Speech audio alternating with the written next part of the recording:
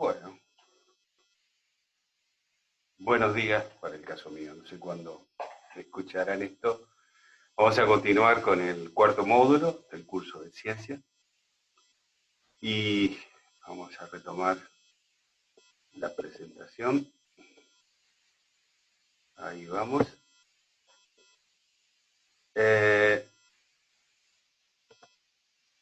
La última charla la tuvimos alrededor de hablar de diferenciar dos etapas muy claras cuando nos referimos al ciclo de proyectar y realizar una tesis. La primera de ellas la llamamos etapa proyectual, hicimos una defensa, intentamos que fuera fuerte, de ser muy severo con la evaluación de ese proyecto, inclusive si la estructura misma de la carrera no me da la oportunidad, tratar de conjurarla a uno mismo, tratar de someter ese proyecto a la observación de cuantos pares sea posible, porque es el momento de la opinión que sirve, antes de perder tiempo planteándonos ensayos que no nos van a llevar a un buen resultado o que vamos a tener que repetir y que va a empezar a trabajar sobre lo que es la demora en la defensa del trabajo, el nivel de proyecto. Y segundo, el nivel de ejecución en sí, vamos a decir, que lleva dentro del trabajo de campo. Las dos tareas son tan distintas y distantes que merece esa separación. Sobre todo merece que el proyecto no sea algo a hacer después de tener los datos, que es un problema tan común. Fíjense, desde el punto de vista formal es un disparate. Uno tomó los datos y después va a revisar los antecedentes. Pero bueno, se hace un montón de veces, sobre todo cuando uno se suma a un equipo de investigación funcionando.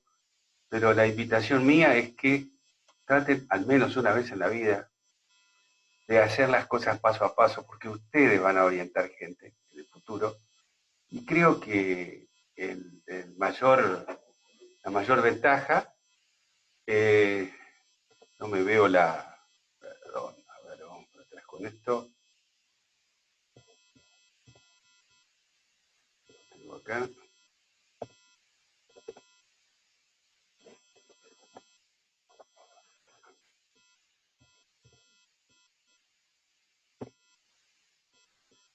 ¿Qué pasó se me perdió la presentación, perdón?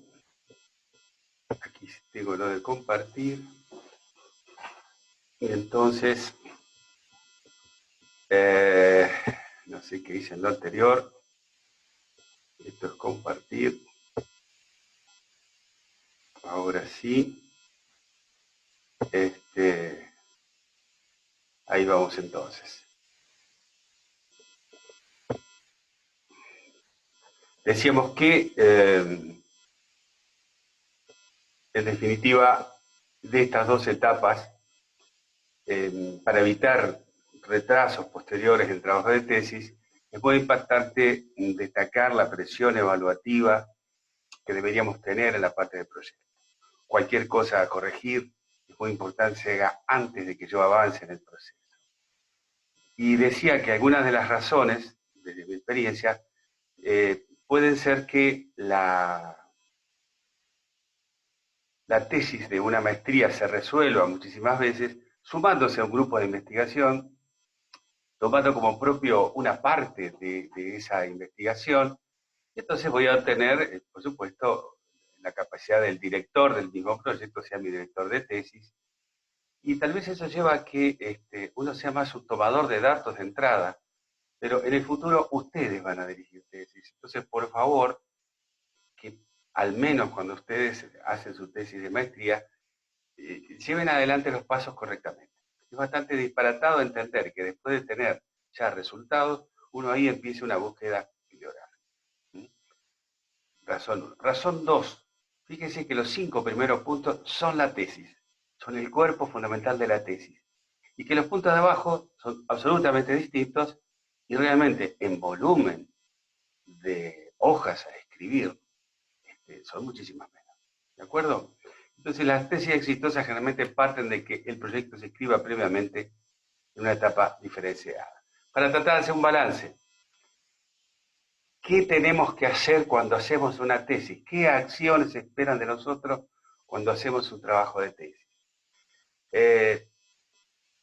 En orden, identificación de un problema que sea de interés, que tengo que justificar a través de la avales de existencia de ese problema, hacer una revisión bibliográfica para saber todo lo que se sabe,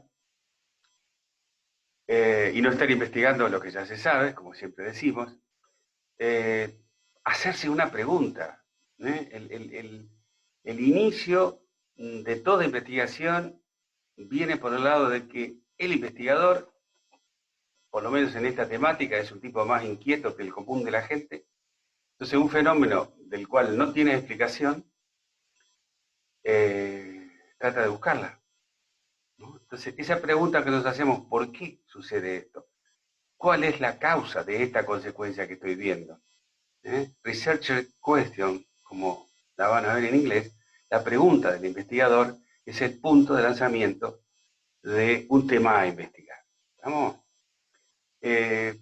Ahí tiene que definir objetivos, tiene que desarrollar un marco teórico o conceptual en el que se van a mover, serían los que después vamos a llamar hipótesis básicas o fundamentales.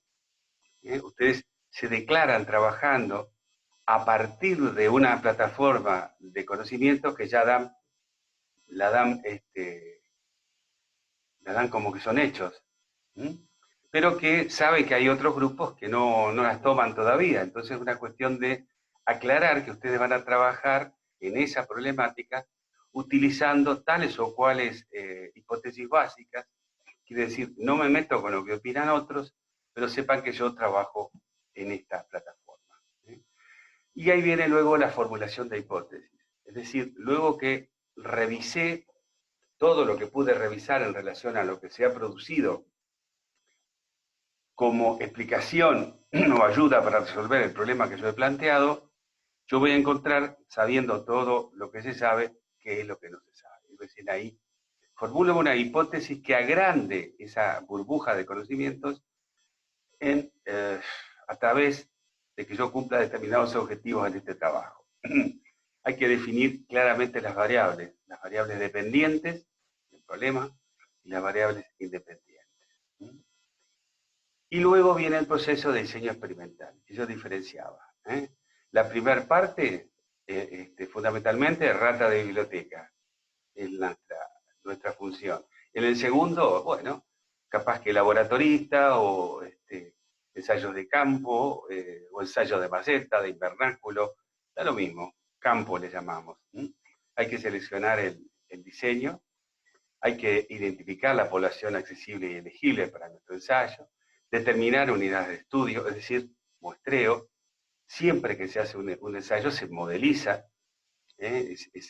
No es razonable hacer ensayos con poblaciones extremadamente grandes de lo que estoy estudiando, entonces la modelización es muy común y necesaria a todo trabajo de planteo investigativo.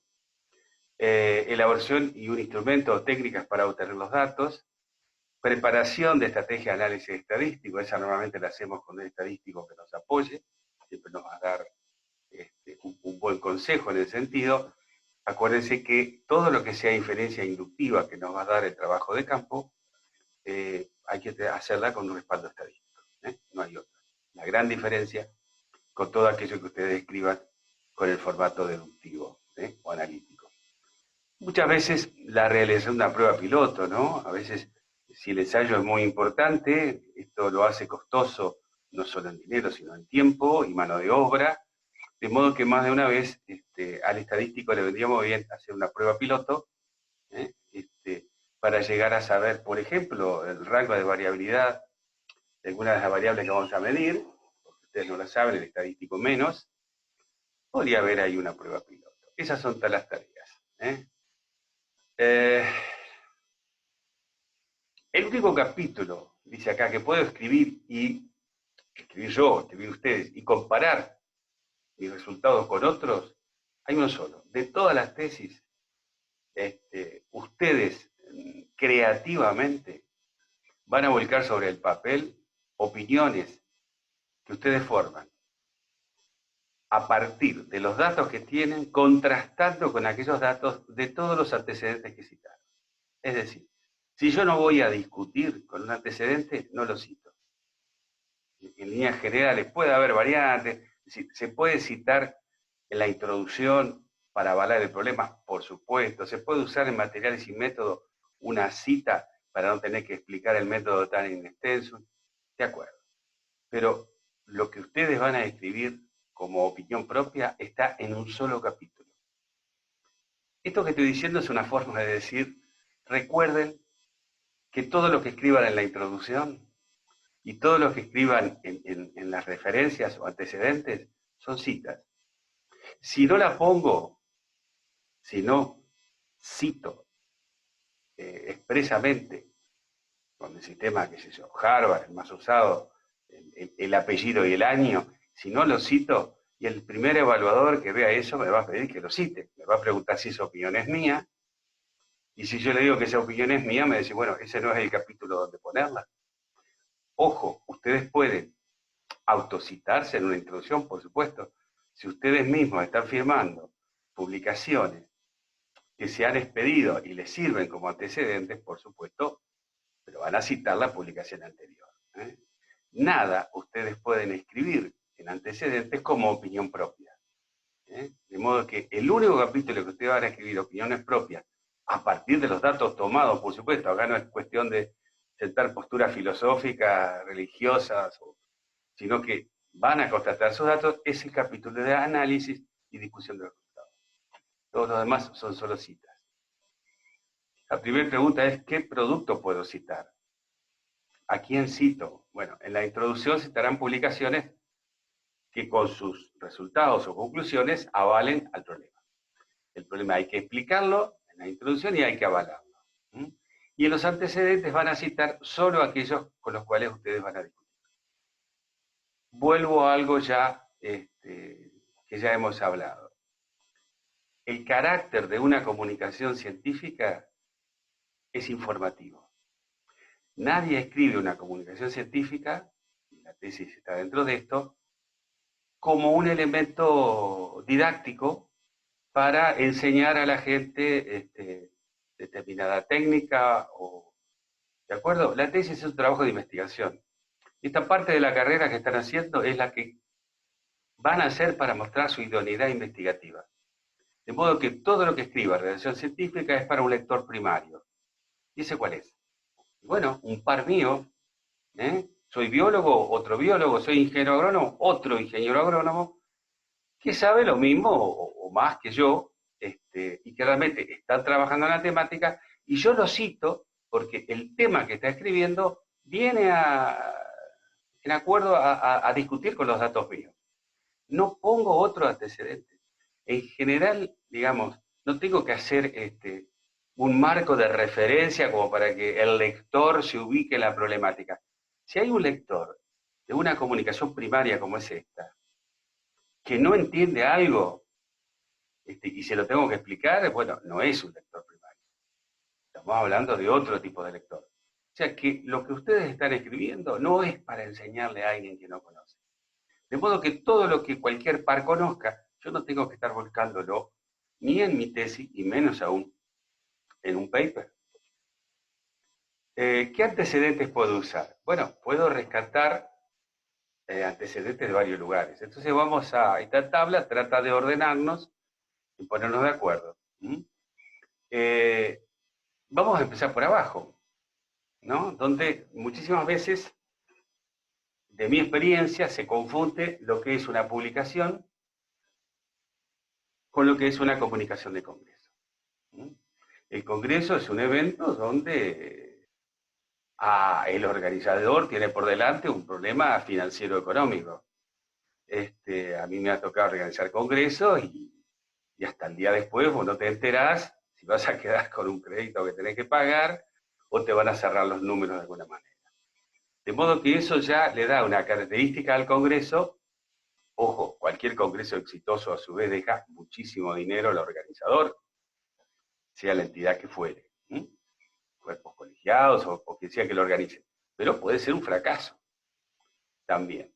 De modo que en general la postura de cualquier organizador de congreso es que, miren muchachos, este no es el lugar, por más que yo por supuesto los trabajos los pido, los reviso, muy rara vez en algún área de congreso lo devuelven pidiendo correcciones, sino que en general lo que se hace es tratar de ver si está en la temática del congreso. Una vez verificado que está en la temática del congreso, salvo que esté escrito en sánscrito, el trabajo se acepta. Eso la comunidad científica lo sabe, la comunidad de evaluadores lo sabe. Y entonces, pragmáticamente, una comunicación de congreso no se le da, por supuesto, el mismo antecedente que una publicación en una revista con referato serio, de cualquier ámbito, nacional o internacional. Por lo tanto, cualquier evaluador, cuando se va a puntuar, digamos, el producto de un investigador, la comunicación de congreso se le puede llegar a dar cierto valor cuando se trata de una persona, un colega muy joven, un colega que recién comienza a trabajar y lógicamente son sus primeros pasos. En general, la denominación ahí internacional, para entendernos, el inglés, nos guste o no nos guste, es la cuarta lengua científica de la humanidad, en la que utilizamos de mediados del siglo pasado hacia adelante. Antes fue el alemán, antes fue el latín y originalmente fue el griego. Hoy creo que es bastante más sencillo para la humanidad manejarse en inglés. Perdón, me salté al alemán, el principio del siglo pasado, por la tremenda importancia que tenía la Universidad de Viena, la lengua científica era el alemán. Insisto que, sobre todo para los latinos, es bastante más complicado. Eso es lo que se llama un meeting abstract. Un meeting abstract o proceeding, la palabra que se usa, que en castellano sería actas o anales de congreso, no es una publicación.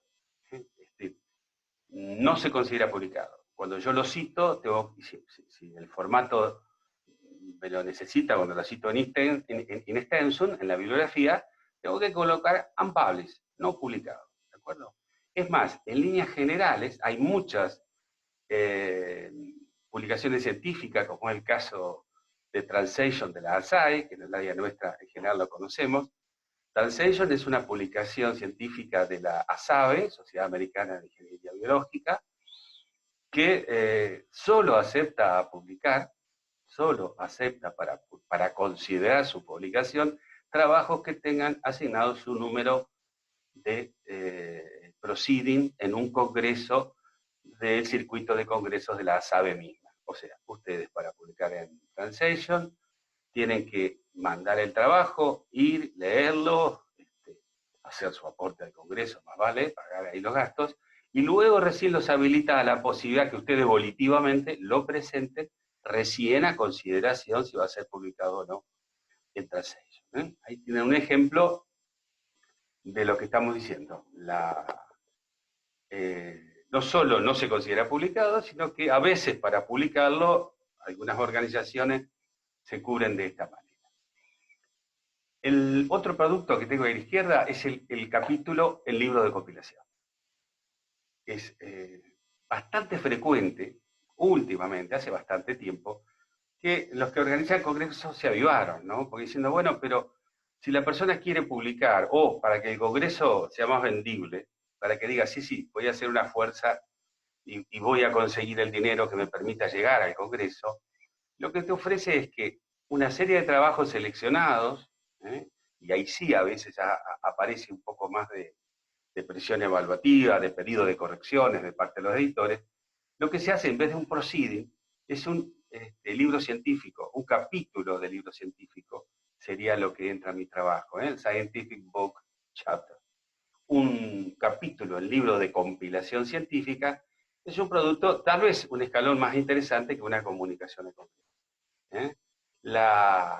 La publicación se va a considerar original, por supuesto, en la medida que se ha presentado, y se va a considerar publicado. ¿Por qué? Y bueno, porque es un libro. ¿Y por qué es un libro? Bueno, porque formalmente tiene tramitado un ISBN, que simplemente lo ubica y le permite ser un producto comercializable, porque el libro tiene un comité científico o un científico que lo encabeza, un comité evaluador reconocible, reconocido, que aparece en el libro. Entonces, si todas esas autoridades están apareciendo como evaluadores de ese libro, bueno, ese libro comienza a tener un poco más de importancia que un PROCIDE de congreso, ¿eh? Y lo vamos a citar como producto, como capítulo del libro de compilación. En general, podemos citar trabajos de congreso, lo que en cualquier trabajo, en cualquier serie, en cualquier tesis seriamente evaluada, seguramente el evaluador nos diga, bueno, usted está citando demasiados trabajos de congreso, debiera citar publicaciones. Es un pedido que tiene bastante frecuencia. Ustedes no pueden hacer una tesis citando como conocimientos previos únicamente trabajos de congreso. Seguramente algún evaluador nos haga la observación que sería oportuno que usted vaya a publicaciones de impacto, que en general van a tener una presión evaluativa mayor. Es un producto que es reconocido en la evaluación del propio científico como más importante porque la evaluación es más seria. Un capítulo del libro de compilación en general es un paso más. Ya es más difícil que me digan, bueno, usted solo cita capítulos del libro, sino que más o menos van a ser más aceptados. Conferencia. Ustedes van a un congreso y siempre hay conferencia. Puede haber conferencias fuera del congreso. La conferencia lo que le va a dar, digamos, nadie les va a decir que está mal que citen un conocimiento que escucharon en una conferencia en función de que el conferencista sea una persona reconocida.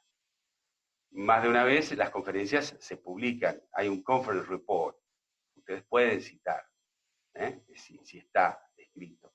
Insisto, el ámbito de la conferencia, si es una sociedad internacional de alguna disciplina, lógicamente es el ámbito científico adecuado. Si la conferencia que citan fue el día que festejaron en el colegio de mi hijo, el Día del Científico, como papá es científico, le hicieron dar una conferencia, obviamente nadie le va a dar las mismas características, ¿de acuerdo? Pero si el ámbito de la conferencia es un ámbito científico, perfectamente ustedes pueden citarla. Les digo más. Fueron al congreso, el conferencista dio su conferencia, obviamente es una persona destacada, por algo está ahí dando una conferencia, por algo lo eligieron, pero no habló exactamente lo que a usted le interesa, es un investigador de su área. Yo creo muy importante y siempre aconsejo escuchar a los colegas defendiendo trabajo, a veces se vuelve un poco aburrido, ustedes ya lo van a tener impreso, lo leen tranquilo, luego en otro ámbito, y yo el tiempo siempre aconsejo utilizarlo en la búsqueda, por ejemplo, de aquel conferencista que trabaja en mi área, que es una autoridad, que no tengo mucha oportunidad de verlo, y que me cruzo con él tomando café, o yendo a ver los pósteres, y digo, oh, ¿cómo le va? Me presento. Primero, fundamental, si es un congreso internacional y la persona es un destacado investigador, es una oportunidad de intercambiar tarjetas, diciendo, bueno, cualquier cosa a sus órdenes, y generalmente va a ser al revés, ¿no? Sobre todo porque nosotros necesitamos de una persona de nivel internacional, angloparlante de primera lengua, como el juez a la verdad, digamos, cuando vamos a publicar. Las publicaciones científicas de impacto, antes, mucho tiempo atrás, nos sugerían que el paper fuera revisado antes de enviárselo por un colega de la misma área, un par, angloparlante, o sea, con inglés primera lengua, antes de presentarlo. Nos sugería. En este momento la gran mayoría nos lo exige. Algunos nos dan el servicio, pago por supuesto de que ellos van a buscar un colega que lo revise, pero es muy importante eso. Entonces, el ámbito donde yo, un pobre sudaca, puedo ir a pedirle a ese colega que de alguna manera presentarme para que mañana, si le pido que le pegue una revisión al trabajo, lo haga. Y esa revisión pasa a ser muy importante. ¿Por qué? Porque cuando ustedes van a enviar la publicación, ustedes van a destacar esa charla con el colega. Primero, que lo que conversen en esa charla perfectamente es un producto que puede identificar como cita. Se menciona dentro del texto, ya lo haremos cuando hablemos del texto, de decir la reacción científica, como comunicación personal. Pero aquí estamos de nuevo como las comunicaciones de Congreso. Ustedes no pueden hacer media tesis basada en comunicaciones personales. Porque el evaluador va a decir, uy, qué simpático, qué locuaz, qué charlatán que es este colega, pero usted está citando comunicaciones personales. Citar una, citar dos, donde el colega ahí, el café por medio, me dijo, mire, yo pienso que el año que viene debiéramos trabajar en esta otra línea. Ustedes perfectamente lo pueden comunicar cuando ese colega tiene atrás un nombre que lo respalda. ¿eh? Número dos, cuando el colega le dice, bueno, sí, mándeme el trabajo, que yo se lo voy a revisar, y lo hace, yo no sé cuánto tiempo le dispensó, pero sería muy importante que ustedes agradezcan a esa colega. Para eso está ese capitulito de agradecimientos al final del paper, donde ustedes agradecen con toda fruición, digamos, el importantísimo trabajo de evaluación que ha hecho, y ahí ponen el nombre del colega, que per se es una ayuda a que el evaluador que reciba mi trabajo sepa que ya esta persona que podría haber sido evaluador, de tanta importancia, de tanto peso académico, ya opinó, ya lo corrigió. Es decir, que yo como evaluador, como uno de los dos pares que va a corregir ese paper, ya estoy sabiendo que fulano de tal, guarda, fulano de tal, ya opinó que el trabajo está bien. Así que si yo opino que el trabajo le falta mucho, estoy entrando en contradicción con fulano de tal. Y es tan pueril como que fulano de tal mañana va a ser evaluador de mis becarios. Entonces más vale que lo lea bien y la evaluación la haga bien. No esté equivocándome en decir que le falta mucho y no le falta. ¿Listo con la conferencia?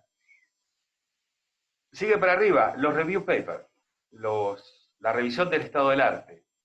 En líneas generales no es un trabajo volitivo. Es muy raro que un desconocido envíe a una revista de impacto una revisión bibliográfica alrededor de determinado tema específico. No sé, tiene que ser muy buena, no es lo más frecuente. Lo más frecuente es que el editor de la revista, cada tanto tiempo, moleste a alguno de estos fulanos de tales, señores de gran nombre en el área de investigación de esa disciplina, diciéndole, mire, estimado fulano de tal, la última revisión que usted hizo tiene 3 años. Nosotros entendemos que sería importante, le estamos pidiendo, no le parece oportuno que usted nos escriba un paper de revisión bibliográfica con el estado del arte al día de hoy de la disciplina. Entonces, eso es lo más frecuente. Por supuesto que todo lo que está escrito ahí es citable, porque no solo la revisión se hace sobre publicaciones hechas, por supuesto, sino que además contiene consejos normalmente de ese fulano de tal, que cualquier cita desde un review paper suele tener mucha consideración. ¿eh? Por último, el último escalón de lo que puedo estar citando es la publicación científica válida, o validada si quieren, un primary scientific paper, un peer reviewed, de esta forma que ustedes lo van a ver, el árbitro, revisada por árbitros, revisada por colegas, que es la condición de cualquier publicación que se va a denominar científica. Por supuesto, si se va a considerar de mayor o menor importancia, hoy está dado por la bibliometría, tema que vamos a hablar después, por el impact factor de la revista.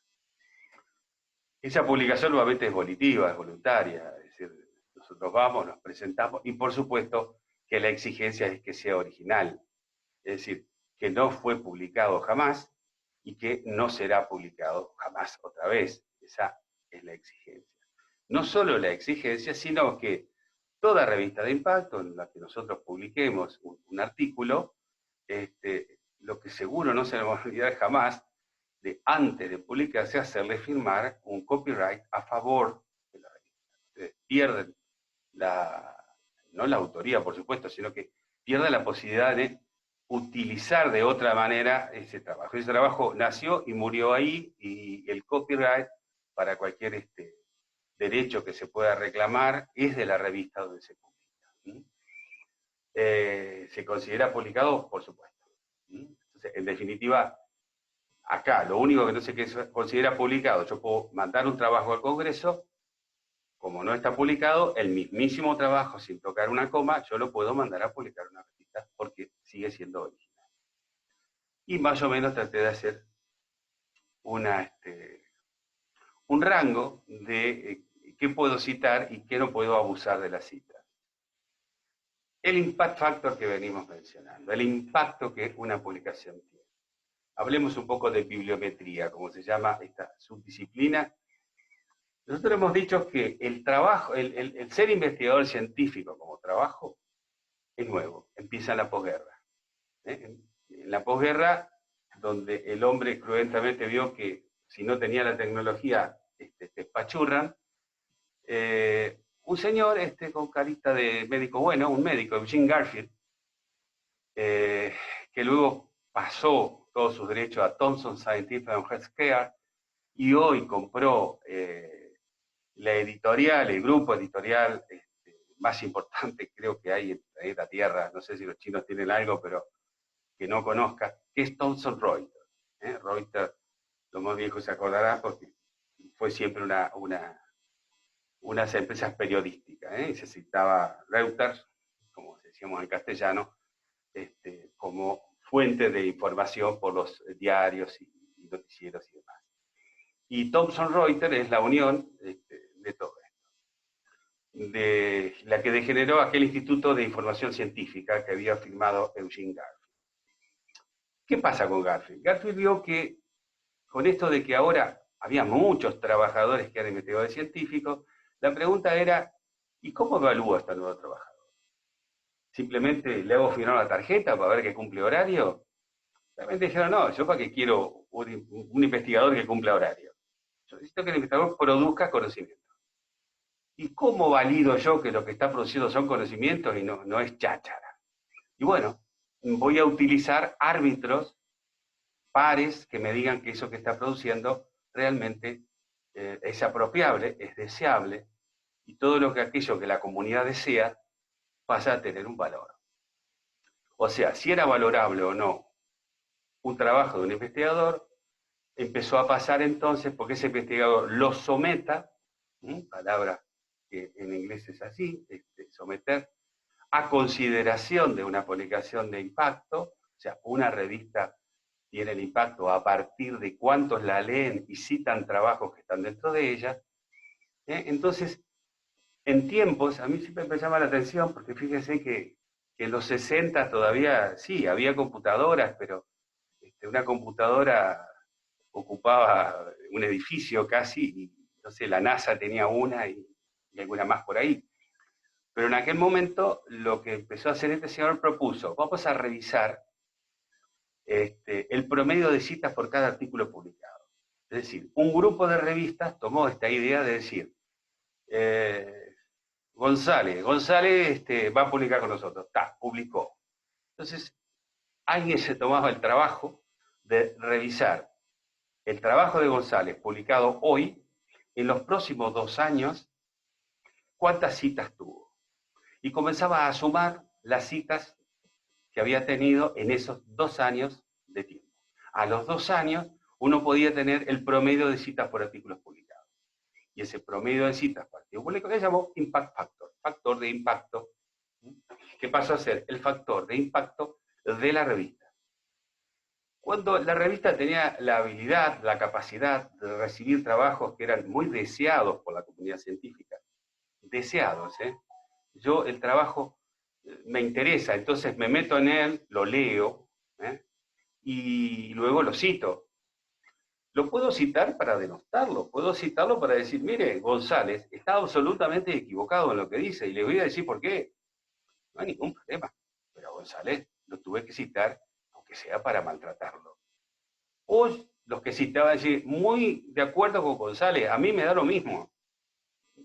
Digo, a González y a la revista le da lo mismo, ya sea para criticarlo, o ya sea negativamente, o para criticarlo positivamente, a González se lo citaba. ¿De acuerdo? Luego de ahí se derivan dos otros factores que a partir de los años 60 y a través de la propuesta de Garfield, se recupera, que es el Journal Citation Report y el Science Citation Index.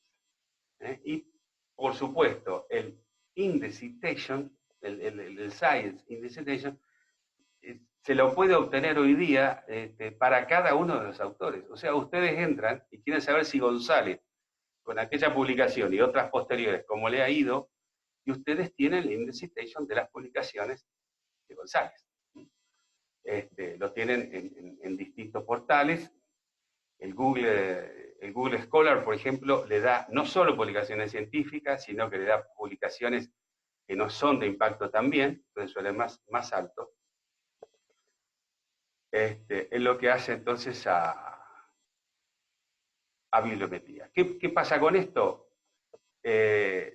Digamos, hay muchas críticas y que vienen fundamentalmente desde países centrales, como cuando ustedes reciban el material, entiendan que van a recibir de lecturas previas, van a recibir ahí ejemplos de artículos científicos quejándose de este tema de la presión que hace la bibliometría. En Estados Unidos, donde la investigación de gestión estatal es lo de menos, la investigación más importante, los subsidios más importantes vienen de la parte privada, pero existe esa presión, esa cantidad de dinero que pone el Estado para el comienzo, sobre todo los investigadores, que está muy intervenida por el índice citation. Esa es la queja general. O sea, que para el investigador es más importante publicar y que lo citen, que estar pensando si que lo que está haciendo es importante. Está de alguna manera prostituyéndose, por decirlo de alguna manera, a hacer publicaciones en temas y formatos y áreas que sepa que son fácilmente publicables, antes que de repente dedicarse a otras que son menos publicables, pero más importantes o de más impacto social en el área que está trabajando. Esas son las quejas principales. Y traté de volcar algunas acá. Primero, que todo sistema científico, de evaluación científica basado en la bibliometría, la población de árbitros es escasa.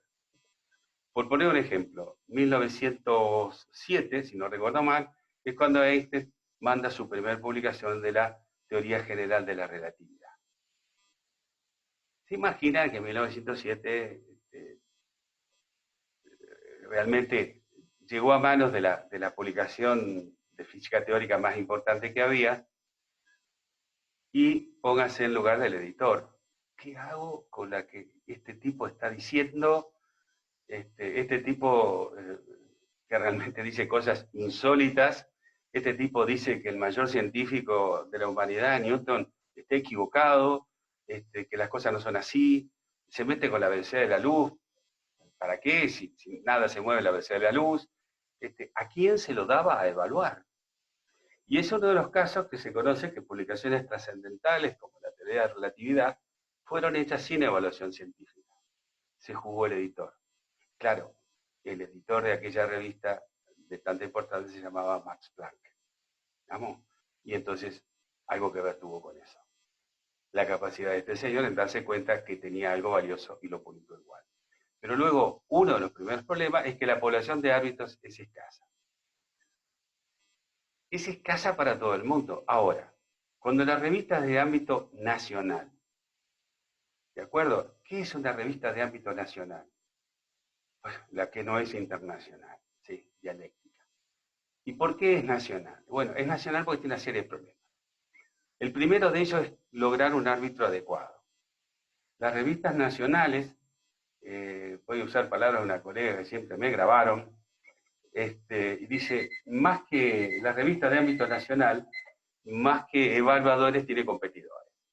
En definitiva, hay una endocría muy grande y obviamente hay un conocimiento de quien está mandando la publicación y no descartamos ahí intereses espurios de decir, y este está publicando mucho, se le voy a hacer más difícil. Desde mi experiencia me ha pasado un montón de veces. La publicación de ámbito internacional, UPA, esa es la que tiene un buen impact factor. ¿Por qué? Porque la gente la lee y como mucha más gente la lee, la gente de ahí termina citando.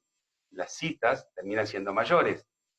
¿Vamos? Y eso es un mecanismo que hace que la revista obviamente se venda más cara, que la revista obviamente tenga más demanda y que se la respete muchísimo más. Pero de mi experiencia personal, todos los trabajos que comencé a evaluar revistas de impacto, me costó mucho, me corrigieron mucho, sobre todo en los principios, pero finalmente aprendí mucho.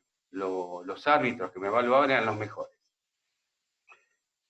Si a un colega de estos de los mejores le llega el pedido de evaluación de una revista que él no conoce, que nunca leerá y que sabe que no tiene impact factor, luego no la lee nadie, lo más probable es que ese colega conteste, discúlpeme, mi tiempo es escaso y lo voy a dedicar, y lo estoy dedicando y lo voy a seguir dedicando a evaluar trabajos que son publicados en revistas que luego tengo la garantía que la gente lee. Es imposible ir contra eso. Entonces, el sistema basado en bibliometría lleva a que las publicaciones nacionales tengan serios problemas, la población de hábitos es escasa, muchas demoras. Ustedes fíjense que en este momento crucial que vivimos, las publicaciones médicas, que siempre son las de mayor impact factor, ahí surgieron con un médico como Garfield, y yo no tengo muy clara la explicación, pero el impact factor de las revistas de medicina está arriba de 40, 45, 50 citas promedio en 2 años, es una barbaridad. En el área de la agronomía hay muy pocas revistas que se arriban a 3, para tener una idea de impact factor, y son las de mayor impact factor.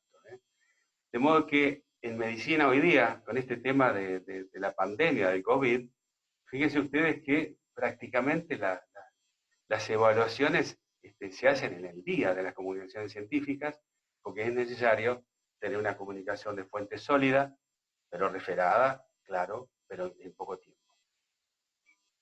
Lo de que las pocas publicaciones logran la evaluación de referentes importantes, ya lo citamos, y muchas disciplinas dicen que 2 años es poco para promediar. Por ejemplo, no sé, en física teórica, en matemática, dicen, mire, a 2 años de publicado un trabajo nuevo, nosotros todavía estamos viendo realmente si nos va a servir o si no.